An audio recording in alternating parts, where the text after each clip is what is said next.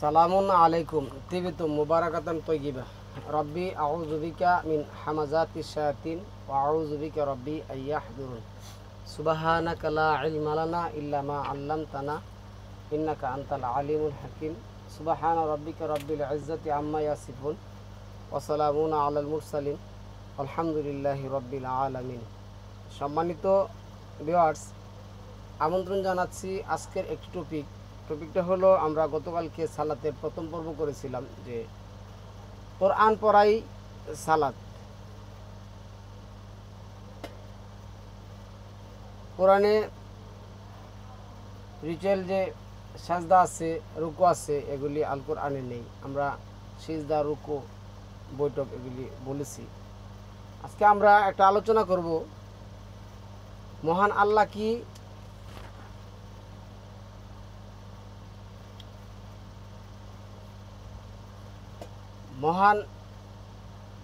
আল্লাহ কি আমাদেরকে পরিবারের কর্তা হিসাবে শুধু ছেলে মেয়েকে অথবা স্ত্রীকে ভালো কাজের আদেশ করতে বলেছেন, না সালাতের আদেশ করতে বলেছেন?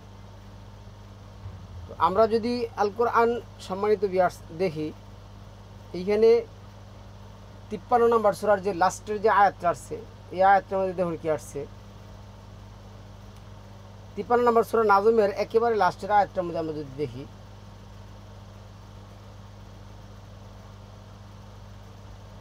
এখানে বলছে ফাসজুদ লিল্লাহ। মূল অক্ষর হলো সিন জিম দাল, সেজদা যেটা আসছে, সাজাদা। ওয়া'বুদ, আল্লাহকে সাজদা করো এবং তার ইবাদত করো।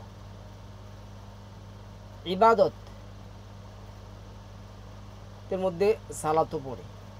ইবাদতের অনেক প্রকার আছে, অনেক ধরনের ইবাদত আছে। এখন আল্লাহ এখানে যদি শুধু কোরআন পড়ায় যদি কি হইতো, সালাত হইতো, যেমন আল্লাহ 17 নম্বর সূরার 14 নম্বর আয়াতের মধ্যে বলছেন, ইকরা কিতাবাকা কাফা বিনাফসিকা আল ইয়াউমা আলাইকা হাসিব। ইকরা, পড়ো, কিতাব পাঠ করো, কিতাব।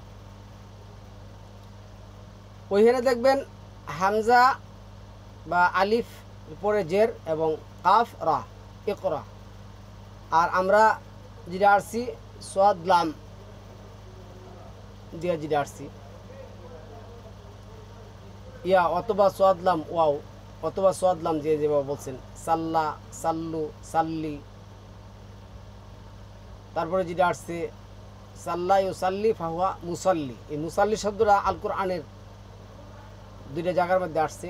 2 নম্বর সূরা আল বাকারার 124-25 নম্বর আয়াতের মধ্যে, আর 4 নম্বর সূরা নিসার 102 নম্বর আয়াতের মধ্যে আসছে মুসাল্লি। এখন মহান আল্লাহ আমাদেরকে কি সালাতের কথা বলে শুধু ছেলে মেয়েদেরকে বা কর্তা হিসাবে ভালো কাজের কথা বলছেন, না আর কিছু বলেন নাই? আচ্ছা, আমি এটা উদাহরণ দিচ্ছি। আমার উদাহরণটা হয়তো আপনাদের মনোপ্রত নাও হইতে পারে, কেন আমি আমার কথা যদি বলছি, এটা আপনারা নেবেন না নেবেন, এটা আপনাদের ব্যাপার। তো কোরআনের ব্যাপারে যা বলি আমি চূড়ান্তভাবে বলি, কেননা এই কোরআনের ব্যাপারে আল্লাহ যেটা বলছেন, জালিকা দীনুল কাইয়্যিম, এটা চিরস্থায়ী বিধান। এখানে মানে আমার পাল্টানোর কিছু নেই, আমার বর্ধিত করার কিছু নেই, কমানোর কিছু নেই, বাড়ানোর কিছু নেই। আমি যা পড়ি তাই বলি। তো এটাই মন চাই মানেন, না মন চাই না মানেন, ইম্মা শাকিরা ও ইম্মা কাফুর। মন চাই কুফরি করেন, না মন চাই আপনি চলে যান, ইট ইজ ইউর ম্যাটার। তাহলে এইখানে আল্লাহ যেটা বলছেন ফাসজুদ লিল্লাহ, আল্লাহর জন্য কি করবে? সিজদা করবে। আর সিজদা শব্দের অর্থ হইল নিকটবর্তী হওয়া। ওয়াসজুদ ওয়াক্তারিব, নিকটবর্তী হও। আর নিকটবর্তীর আরেকটা আরবি আছে, এটা হলো জুলফা। 39 নম্বর সূরার যে আয়াত আছে, জুলফা। মা না'বুদুহুম ইল্লা লিয়ুকাররিবুনা ইলাল্লাহি জুলফা। আমরা আল্লাহর নিকটবর্তী হতে চাই। কিভাবে? ওয়াসজুদ ওয়াক্তারিব, সিজদার মাধ্যমে। কিন্তু আমাদের এই সেজদা আল্লাহ যেটা বলছেন 16 নম্বর সূরা 49 নম্বর আয়াতের মধ্যে, আর ওই যে 37 নম্বর আয়াতের মধ্যে 40 সূরার, লা তাসজুদ, তোমরা সিজদা করো না ওদেরকে, ওয়াসজুদ লিল্লাহিল্লাযী খালাকাহুন্না, যিনি তোমাদেরকে সৃষ্টি করেছেন তাকে তোমরা সিজদা করো, কিন্তু তাকে না। তাহলে সম্মানিত ভিউয়ার্স, আমরা যে আজকে টপিকটা করতে আসছি, পরিবারের মধ্যে আপনি কি শুধু ভালো কাজের আদেশ করবেন? পরিবারের মধ্যে আল্লাহ কি শুধু ভালো কাজের আদেশ করতে বলছে? না, আমরা যে সমাজের মধ্যে সালাত আদায় করি, এই সালাত তো আল্লাহ আমাদেরকে পড়তে বলছেন, আদেশ করতে বলছেন। এই আয়াতগুলি আমরা আজকে দেখব। আশা রাখি পুরো টপিকটা মনোযোগ সহকারে শুনবেন। প্রথম কথা হলো, এই সালাতটা আমাদের মধ্যে, মানে এই সালাতটা আমাদের মধ্যে ফারিদা বা ফরজ হয়েছিল কখন থেকে, কিভাবে এই সালাতটা আসলো? আমরা যদি আল কোরআনের এই আয়াতগুলি দেখি, সালামুন আলা আদম থেকেই সালাতের ফারিদা ফরজ এর প্রমাণ পাওয়া যায়। এটা যদি আপনি 42 নম্বর সূরার 13 নম্বর আয়াত দেখেন, আবার 19 নম্বর সূরার 58 নম্বর আয়াত দেখেন, 59 নম্বর আয়াত দেখেন, 2 নম্বর সূরা যদি আপনি 34 নম্বর আয়াত, 2-এর 34 নম্বর আয়াত, 33-এর 38 আয়াতগুলি যদি দেখেন, তাহলে আপনি দেখবেন কি যে সালামুন আলা আদম থেকে এই সালাত আসছে। এই সালাত আজকের নয়। সালাতের মধ্যে কি কোনো ভাগ আছে? আমাদের প্রচলিত সমাজের মধ্যে যে সুন্নত, ওয়াজিব, মুস্তাহাব, নফল, চাস্তের, আওয়াবিনের, বেতের, এই যে সালাত, এই সমস্ত সালাত কি আছে? না, সালাতের মধ্যে কোনো সম্মানিত ভাগ নেই। মহান আল্লাহ কিভাবে সালাত দিছে দেখুন, সালাতের মধ্যে কোনো ভাগ নেই। সমস্ত সালাতই সমান গুরুত্বপূর্ণ, মর্যাদাপূর্ণ এবং বাধ্যতাপূর্ণ। এটা করতে হবে। 5 নম্বর সূরার 12 নম্বর আয়াত দেখুন, আল্লাহ এখানে খুব মজার একটা কথা বলছেন। 5 নম্বর সূরা মায়েদার 12 নম্বর আয়াতের মধ্যে এইখানে আল্লাহ বলছেন, আল্লাহ তাদের সঙ্গে আছেন যারা সালাত কায়েমকারী হয়। তাহলে আল্লাহ এইভাবে মানে পার্ট টু পার্ট করে কিসের জন্য বলার দরকার ছিল? সম্মানিত ভিউয়ার্স, যদি সালাত মানে এই জিনিসটাই হতো। তারপরে মুহাম্মদ রাসূলুল্লাহ ও অন্যান্য রাসূলদের জন্য কোন সালাত করা যাবে? অনেকে আছে যে সালাম আলা মুহাম্মদের উদ্দেশ্যে বলে সুন্নত আল্লাহর জন্য, আর এই ফরজ আল্লাহর জন্য, সুন্নত নবীর জন্য, এইভাবে আল্লাহ আদেশ করছেন। না, আল্লাহ কখনো এইভাবে আদেশ করেন নাই। পৃথিবীর প্রথম মানুষ থেকে, শুরু মানুষ থেকে আল্লাহ সালাতের আদেশ করছেন, এবং এই সালাতের মধ্যে কোনো বাগ নেই। প্রতি ওয়াক্তে আপনি সমান সমান সালাত কি করবেন? আদায় করবেন। তারপরে এই যে আমরা যেটা বলছি তাহাজ্জুদ, যেটা বলছি, এই ধরনের কোনো তাহাজ্জুদ শব্দের অর্থ যেটা আসছে 17 নম্বর সূরা 78 মধ্যে, হা জিম দাল হাজাদা ইয়াসজুদ, মানে এটা হলো জাগা, বিহি, দ্বারা, নাফেল, স্পেশাল ডিউটি, আফালা ইয়া তা দাব্বারুনাল কুরআন, কোরআন নিয়ে রাত জাগরণ করা, এটা হলো most merciful, most mandatory, most audience, যিনি অল ক্রিয়েচার, অল অ্যারেঞ্জার, তার পক্ষ থেকে আপনার কোরআন নিয়ে কী করতে হবে? জাগতে হবে, গবেষণা করতে হবে। এটাই 29 নম্বর সূরার যে 43 নম্বর আয়াত আসছে। আবার আল্লাহ এনে আলিম বলছেন, উলামা বলছেন 35 নম্বর সূরার 28-29 নম্বর আয়াতের মধ্যে। আল্লাহ লিয়া তাফাক্কাহু ফিদ্দিন, এই কোরআন সম্পর্কে আল্লাহ কী করছেন? গভীরভাবে মনোযোগ সহকারে করতে বলছেন। এই কাজগুলি আর সালাত সিজদার যে কাজগুলি, এগুলি কি এক? সবই এক। আপনি সালাতের 125টা ওয়ার্ড আছে, কোরআনের মধ্যে 125টা ওয়ার্ডের 125টা অর্থই বহন করে, প্রত্যেকটা ওয়ার্ডে একটা অর্থ বহন করে, সবগুলি ভালো কাজ।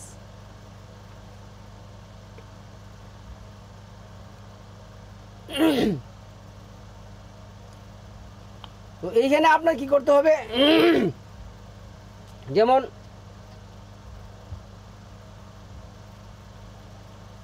সালাতের মধ্যে অনেকে আবার কীভাবে আপনার পরিবারের মধ্যে এই সালাদগুলি আদেশ করবে, অনেকে আবার নিষিদ্ধ সময় কোনটি এগুলি বলে। আল কোরআনুল হাকিমের আলোকে সার্বক্ষণিক তথা দাইমি সালাতের নির্দেশনা রয়েছে।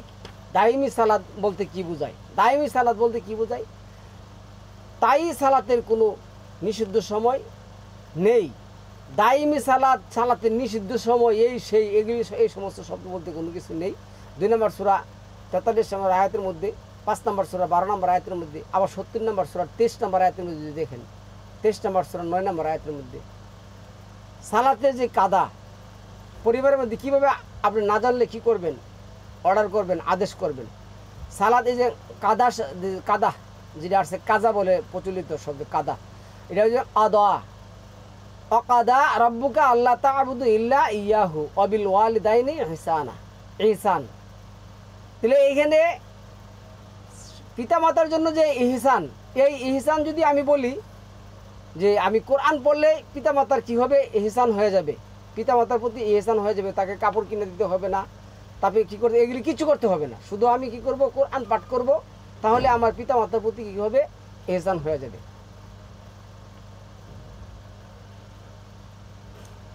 কাদা বলতে কোনো শব্দ নেই। 33 নম্বর সূরা 36, তারপরে আপনার 4 নম্বর সূরা 103 আল্লাহ বলছেন ইন্না সলাতা কানাত আলাল মুমিনিনা কিতাবাম মাওকুত, নিশ্চয় আমি নির্দিষ্ট সময়ে মুমিনের জন্য সালাত ফারিদা করে দিয়েছি। কাদা সালাত বলতে মানে কাজা বলতে কোনো কিছু নেই। আবার উমরি আছে, উমরি শব্দটা কিন্তু আছে 10 নম্বর সূরা 16 নম্বর আয়াতে দেন উমরি। ওই যে এখন বলে না, আমি তোমাদের মধ্যে পূর্বে অনেকটা সময় কী করছি, অতিবাহিত করেছি, এগুলি শব্দ সম্মানিত বিয়াস নেই। আপনি পরিবারের সালাদ কিভাবে আদেশ করবেন যদি আপনি আল কোরআন না জানেন? তো আল কোরআন তো পড়বেন সালাতের আদেশ নির্দেশ মানার জন্য, ভালো কাজের আদেশ নির্দেশ মানার জন্য, বুঝার জন্য। আপনি আল কোরআন পড়লেই হয়ে যাবে, আপনি রুকু হয়ে যাবে, সিজদা হয়ে যাবে। তাহলে আমি আপনাকে বলি শুনুন, এই কোরআনে কি মিথ্যা কথা আছে? মাআযাল্লাহ।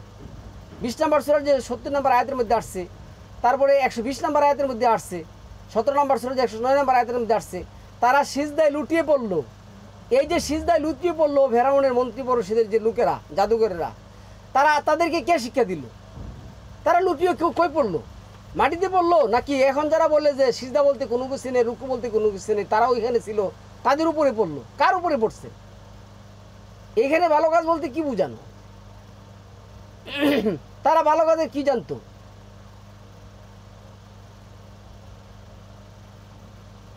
এই যে অনেকে আছে সালাতের কাফারা, মানে ও দেখা গেছে কি আপনার বাপ, পিতা, মাতা, আত্মীয় স্বজন, বন্ধু বান্ধব যেই আছে দেখা গেছে সালাত দীর্ঘদিন সালাত পড়তে পারে নাই, তখন বলতেছে কি সালাতের কি করতে হবে, কাফারা দিয়ে। সালাতের কাফারা বলতে কোনো কিছু শব্দ নেই সম্মানিত। সালাতের কাফারা বলতে কোনো শব্দ আল কোরআনে নেই। আপনি যদি 5 নম্বর সূরার 45 নম্বর আয়াত দেখেন, 6 নম্বর সূরার 132 নম্বর আয়াত দেখেন, আল্লাহ কি বলছেন, ওলি কুল্লিন দ্বারা যা তুমি মিম্মা আমিলু, সে যা করছে সেই অনুযায়ী কি করবে, ফল পাবে। 24 নম্বর সূরার 61 একই কথা আসছে।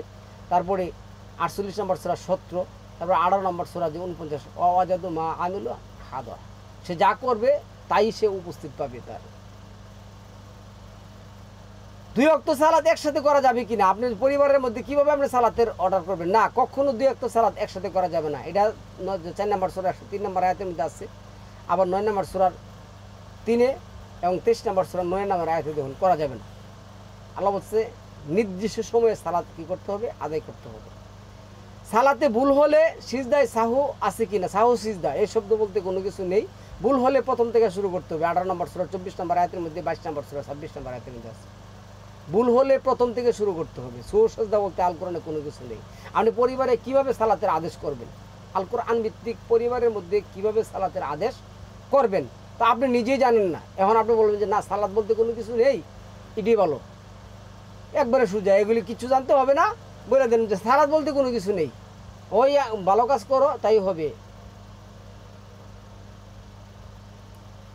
তাড়াহুড়া করে সালাত আমাদের সমাজের মধ্যে দেখা গেছে কি জানেন, মসজিদে যাই, মসজিদে গেছে 1 রাকাত সালাত পড়তে পড়তে তার পুরো সালাত সালাম টালাম যা আছে সব শেষ, এমনকি সে মসজিদে বাইরে কাজে চলে গেছে, সালাত সব শেষ। সালাতে তাসবি তাহলিল, তার সালাতে বসা ওটা রুকু সেজদা, যে আল্লাহ কি বলছেন এই যে অকানা আমরুল্লাহি কাদারাম মাকদুরা, আল্লাহর আমরগুলি সুনির্ধারিত। এখানে সুনির্ধারিত মানে কোনোটা চেয়ে কোনোটা কম হবে না, বেশিও হবে না, তাড়াহুড়া হবে না, তাড়াহুড়া করা যাবে না, তাড়াহুড়া করা যাবে না। এগুলি আল্লাহ এনে সুস্পষ্ট বলছে। আপনি যদি 2 নম্বর সূরা 153 নম্বর আয়াত দেখুন, তারপরে 443 নম্বর আয়াত দেখুন, এখানে তাড়াহুড়া করা যাবে না। আর আল্লাহ তো অনেক জায়গায় মধ্যে বলছেন তাড়াহুড়া যে করা যাবে না। 75 নম্বর সূরা 16 থেকে 19 দেখেন তাড়াহুড়া করা নির্দেশ করেছে। সালাতে ঘুম আপনি তন্দ্রাভাব নিয়ে সালাত যদি কায়েম করেন না, হবে না। ঘুম এবং তন্দ্রাভাব নিয়ে সালাত কায়েম করা হবে না। 4 নম্বর সূরা 43 নম্বর আয়াত দেখুন।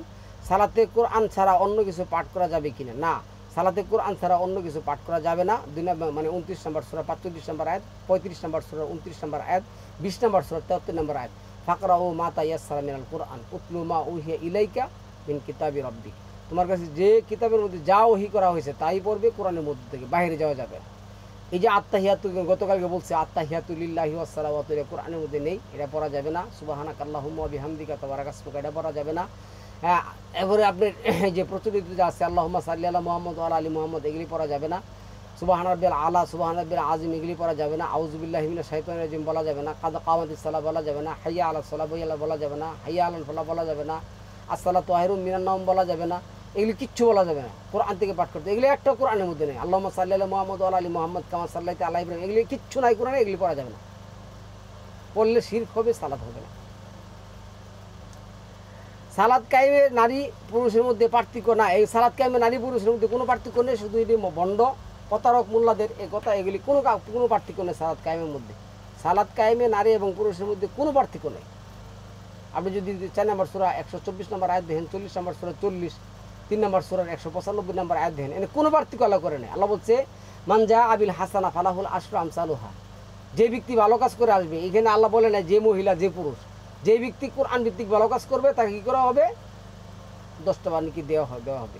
এগুলি আয়াত দেখুন।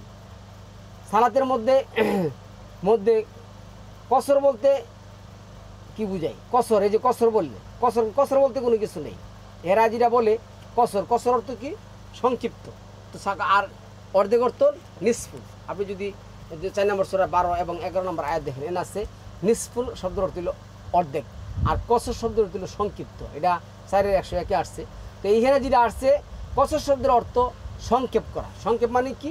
আপনি 2টা সালাত প্রতিষ্ঠা করবেন, আপনি বিশাল অঙ্কের সিরাকাত করবেন, যেহেতু আপনার সমস্যা আছে বা যেহেতু আপনার তারা আছে বা কোনো কিছু আছে, আপনি কি করতে পারেন, অল্প সূরা দিয়েও পড়লে আপনি পড়তে পারেন। এতে আপনার কোনো কি হবে না, পাপ হবে না, বা আপনার জন্য কোনো দিতে হবে না।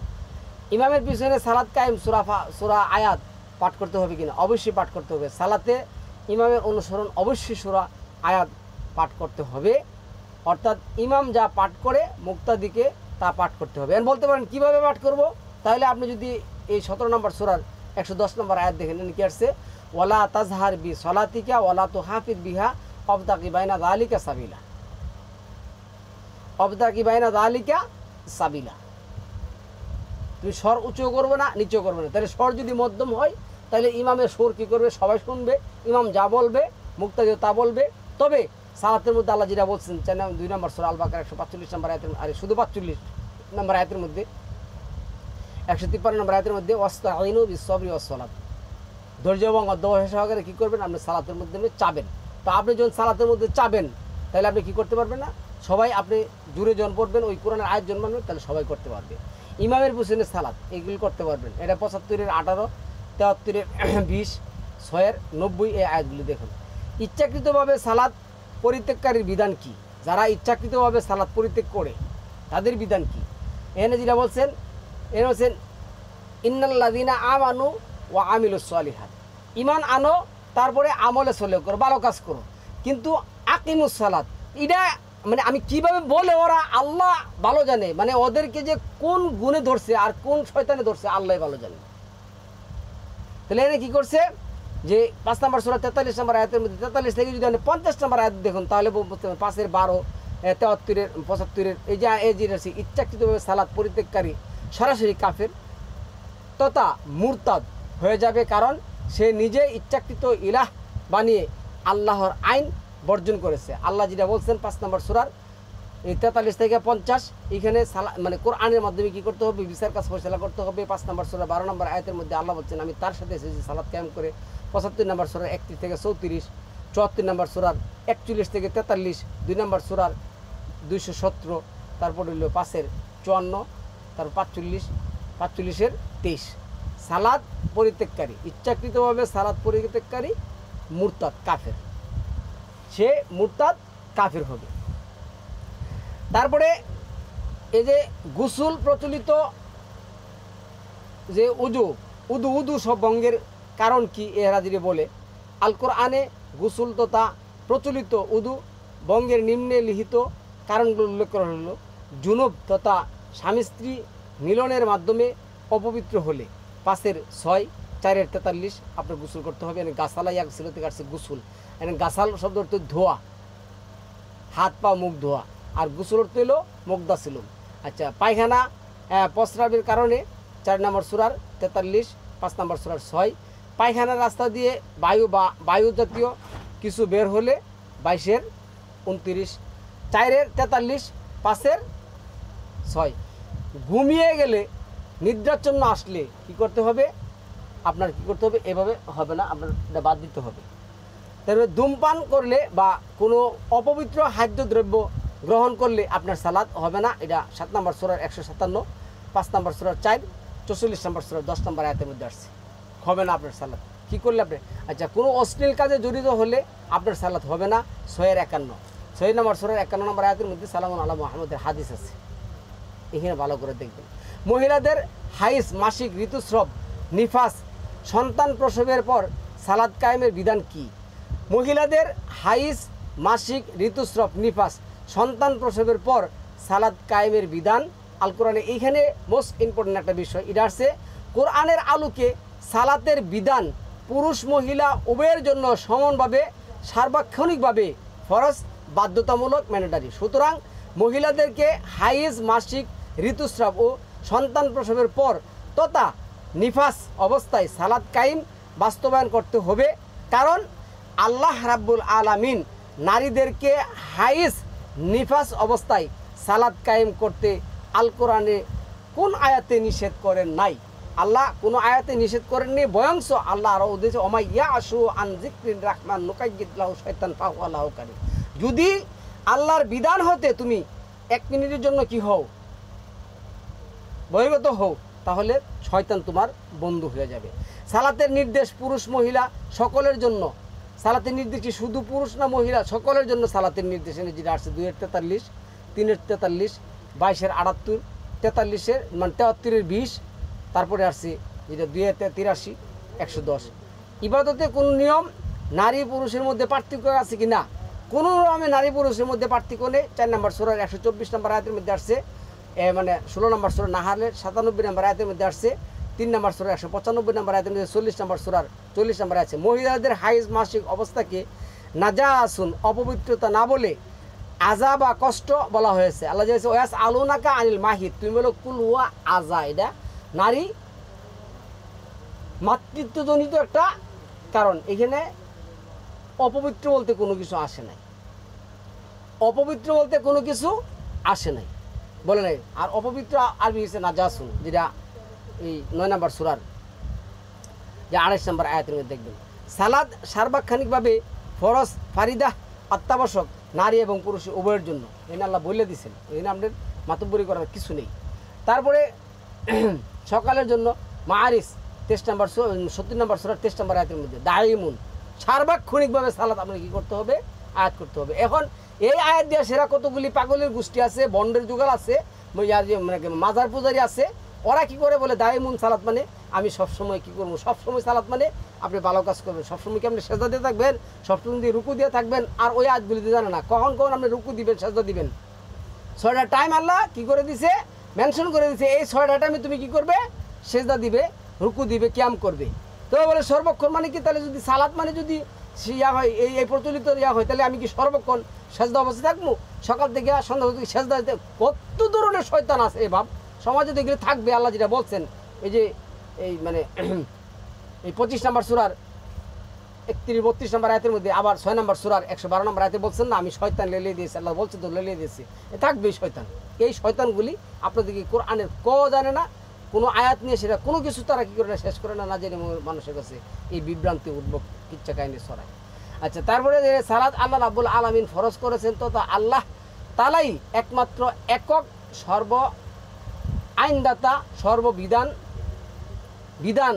তথা কর্তা। তাই এই যে হাইজ নিফাস অবস্থায় মহিলাদের জন্য সালাত কায়েম করার উপর নিষেধাজ্ঞা আরোপ আল্লাহ ছাড়া আর কেউ করতে পারে না, কারো ক্ষমতা নেই। সালাম আল্লাহ মোহাম্মদকে আল্লাহ বললেন, আল্লাহ বলছেন কি, ওই যে আয়াতে 61 নম্বর আয়াত যেটা আসছে, আমি যেটা ফরজ করছি তুমি এটা, আমি যেটা হালাল করছি এটা তুমি হারাম করা যাবে না।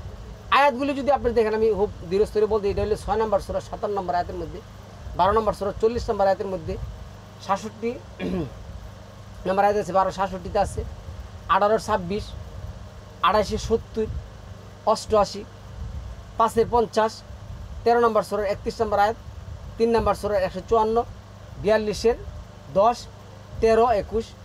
এইখানে একক ইলাহ, হুকুমদাতা, বিধানদাতা, আইনদাতা, অর্ডারদাতা, সব কিছু আল্লাহ, কেউ এগুলি করতে পারবে না। ইকতেসাল যেটা আছে, তো তা ফরজ গোসলের পদ্ধতি কি? ইকতেসাল, মুকতেসাল, ইকতেসাল। আল কোরআনে স্বামী স্ত্রী পরস্পর সঙ্গমের পর যে জুনুব বা অপবিত্র হয়, তা থেকে পবিত্র হওয়ার ব্যবস্থাকে ইকতেসাল বলা হয়। এই পদ্ধতি হলো ইকতেসাল।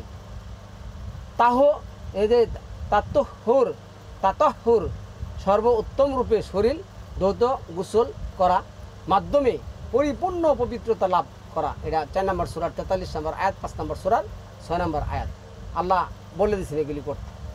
সালাতে ভঙ্গের বিনষ্টের কারণ কি? সালাত কেন নষ্ট হয়ে যায়? আপনি পরিবারে যদি না জানেন, কীভাবে আপনি পরিবারে সালাত আদায়ের নির্দেশ দিবেন? এখানে সালাতের মধ্যে আল কোরআন ছাড়া অন্য কোনো কিছু পড়লে সালাত আপনার নষ্ট হয়ে যাবে। এই প্রমাণ আপনি নেবেন 19 নম্বর সূরার 45 নম্বর আয়াতের মধ্যে, 19-এর 45, 35-এর 29, 20-এর 14। সালাতের মধ্যে কোনোভাবে সুকারা তথা অস্বাভাবিক অবস্থা তৈরি হলে, সুকারা পন্তুম সুকারা হাত্তা তা আলামু মাতা কুলো না। সুকারা অর্থ নেশা না ভাই, সুকারা অর্থ অস্বাভাবিক। মানে আল্লাহ উদাহরণ দিছে, নেশাগ্রস্ত রূপটা যেমন অস্বাভাবিক থাকে, তাদের মধ্যে যেমন কোনো সামাজিকতা থাকে না, যে কোরআন জানে না আল্লাহ বলছেন তার মধ্যে ঠিক একই জিনিস থাকে, একই জিনিস সে চাইতে থাকে। আচ্ছা, এক আল্লাহ ছাড়া অন্য কোনো ইলাহ ডাকলে সালাত আপনার নষ্ট হয়ে যাবে। 26 নম্বর সূরার 213 নম্বর আয়াতের মধ্যে, 10 নম্বর সূরার 106 নম্বর আয়াতের মধ্যে, 17 নম্বর সূরার 22 নম্বর আয়াতের মধ্যে, 28 নম্বর সূরার 88 নম্বর আয়াতের মধ্যে। সালাতের মধ্যে পার্থিব কাজ কর্মে জড়িত হলে, পার্থিব যে কাজ আছে কর্মে জড়িত আছে, 96 নম্বর সূরার 19 নম্বর আয়াত, 53-এর 62, 4-এর 43, 73-এর 8। না বুঝে সালাত কায়েম করা যাবে না। আপনি সালাতে যা বলবেন, কি করতে হবে? সালাতে যা বলবেন তা যদি না বুঝে সালাত আদায় করেন, আপনার ইহজিন্দিগিতে আল্লাহর দরবারে সালাত কবুল হবে না। এটা আপনি যদি 4 নম্বর সূরা 43 নম্বর আয়াত, 39 নম্বর সূরার 42 নম্বর আয়াত দেন, 39-এর 42, 4-এর 43। গুম বাপতন্দাচ্ছন্ন ছাড়া কায়েম বললে, এভাবে বললে আপনার সালাত হবে না।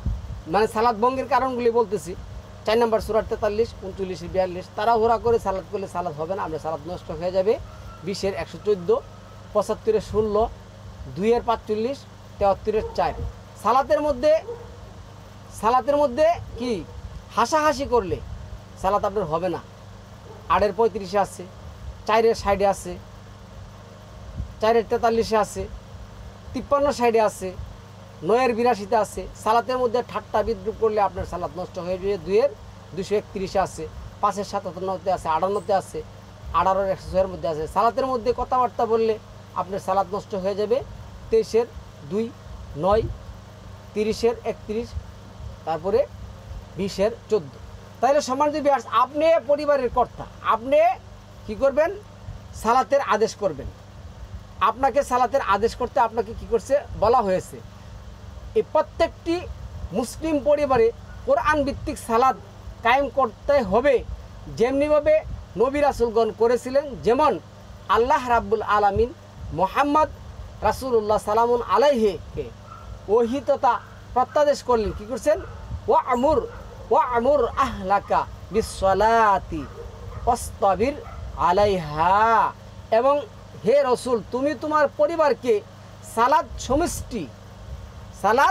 সমষ্টি কায়েমের ব্যাপারে আদেশ করো এবং নিজেও এর উপর তথা সালাত কায়েম অবিচল থাকো। 20 নম্বর সূরার 132 নম্বর আয়াত, 20-এর 132। আরও যদি আপনি বিশেষভাবে দেখতে চান 19-এর 55, 33-এর 34, 9-এর 31 নম্বর আয়াত। এখন আপনাকে পরিবারের মধ্যে সালাতের আদেশ করা হয়েছে। আমরা আগামীকাল সময় দিবি আসছি, পরিবারের মধ্যে কি শুধু সালাতের আদেশ করা হয়েছে, না সালাত এবং ভালো কাজ উভয়টাই আদেশ করা হয়েছে আল কোরআন ভিত্তিক, এটা আমরা দেখার চেষ্টা করব তৃতীয় পর্বে। সালামুন আলাইকুম টিভি তো মোবারকাতুন তৈয়িবা।